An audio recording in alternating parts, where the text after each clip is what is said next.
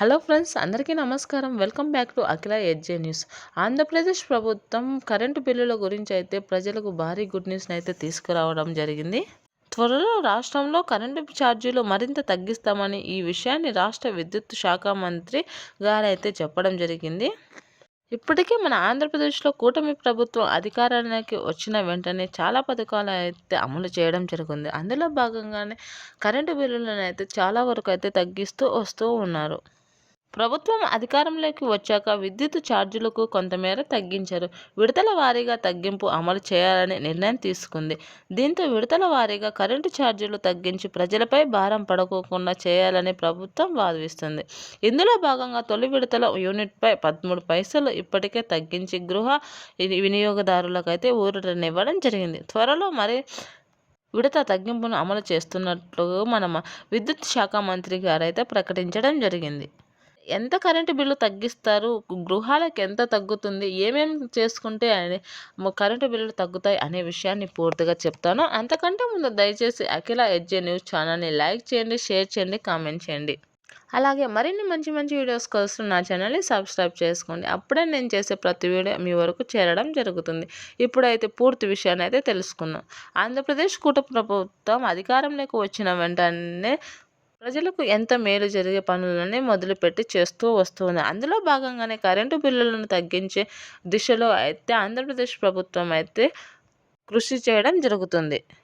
Current bill ఇప్పుడు ఎంత తగ్గుతుంది అనేది అయితే యూనిట్పై 40 పైసలు తగ్గించాలని టార్గెట్ పెట్టుకున్నారు మన మంత్రి గారు. తొలి విడతలో 13 పైసలు తగ్గించగా త్వరలో మిగిలిన మొత్తం ఒకేసారి తగ్గించున్నట్లు వెల్లడించాడు. యూనిట్పై ఇప్పుడు 40% వరకు తగ్గే అవకాశాలు ఉన్నాయని, ఇండ్లకు వినియోగించుకునే వారికి కరెంటు బిల్లులు మరింత తగ్గుతాయని అయితే చెప్పడం జరిగింది. త్వరలోనే ఈ తగ్గింపు ఉంటుందని అయితే చెప్పడం జరిగింది.